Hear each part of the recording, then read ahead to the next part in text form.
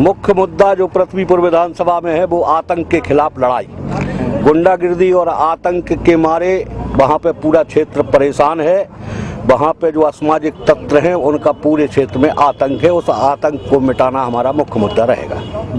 दोस्तों नमस्कार, मैं सौरभ गोस्वामी। नेता तो कई होते हैं लेकिन लोग कुछ लोगों को ही याद करते हैं।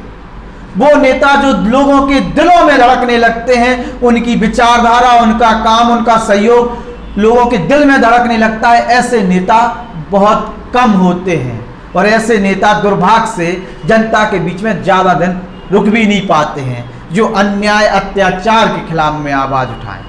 हम बात कर रहे हैं पृथ्वीपुर के अमर शहीद स्वर्गीय श्री सुनील नायक जी की। स्वर्गीय श्री सुनील नायक जी एक ऐसे व्यक्ति जो अन्याय अत्याचार के खिलाफ दमंगी से बोलते थे। उनकी पूरी राजनीति अन्याय अत्याचार के खिलाफ ही रही।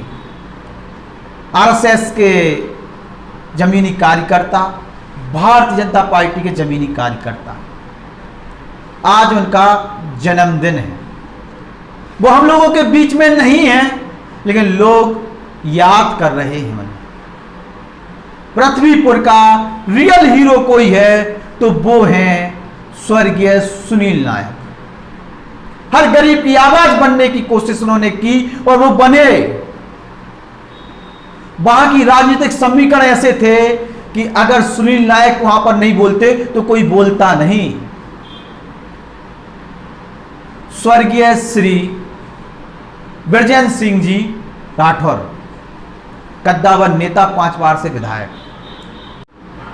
उनका और सुनील नायक परिवार का एक राजनीतिक संघर्ष और विचारधारा का संघर्ष देखने को मिला है और पृथ्वीपुर की लाखों जनता इसकी गवाह है।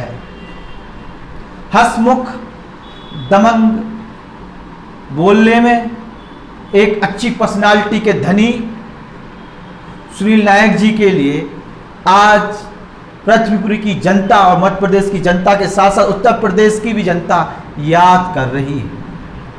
उनके जन्मदिन के अवसर पर उनके बलिदान को याद कर रही है, उनकी राजनीतिक शहादत को याद कर रही है। और इसी बीच पृथ्वीपुर के चुनाव भी हैं, उपचुनाव, जिसमें नायक परिवार की टिकट काट दी गई है। उनके बलिदान को भुला दिया गया है। तमाम राजनीतिक लोग नायक परिवार को मनाने में लगे हैं। आज स्वर्गीय सुनील नायक जी को याद किया जा रहा है, उनके बलिदान को याद किया जा रहा है। खुद जो वर्तमान में वहां के प्रत्याशी हैं बीजेपी से, सुषपाल यादव, वो भी स्वर्गीय सुनील नायक जी को याद कर रहे हैं। उनको आगे रखकर चुनाव लड़ रहे हैं और नायक परिवार की जो नाराजगी है उसको भी दूर करने की कोशिश कर रहे हैं। श्रद्धांजलि तभी होगी, सुषपाल यादव का भी यही कहना है।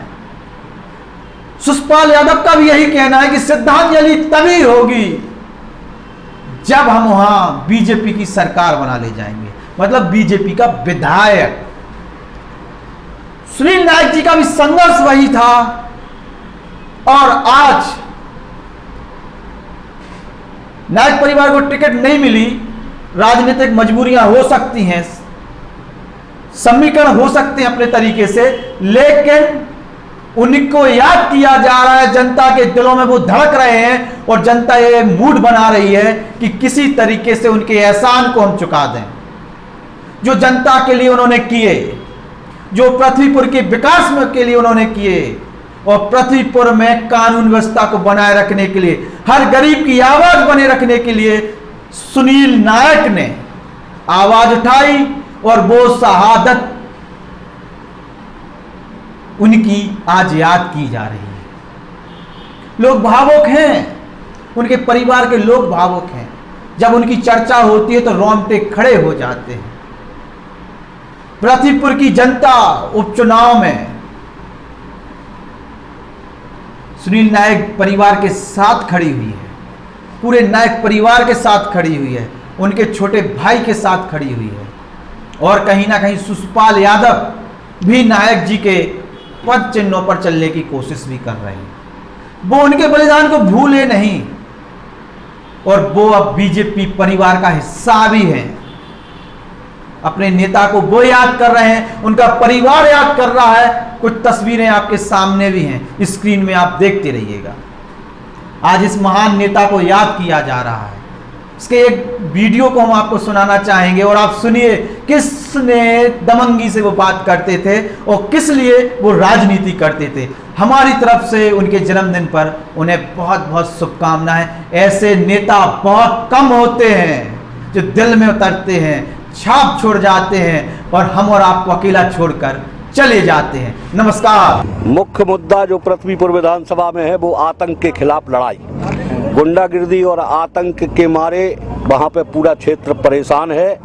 वहाँ पे जो असामाजिक तत्व हैं उनका पूरे क्षेत्र में आतंक है। उस आतंक को मिटाना हमारा मुख्य मुद्दा रहेगा। जीत के प्रति आप कितने आश्वस्त हैं? 100% आश्वस्त हैं और लगभग 20,000 वोट की वहाँ से लीड जाएगी। राष्ट्रीय स्वयंसेवक संघ के स्वयंसेवक रहे, पहले भी स्वयंसेवक थे, आज भी हैं और जिंदगी भर रहेंगे।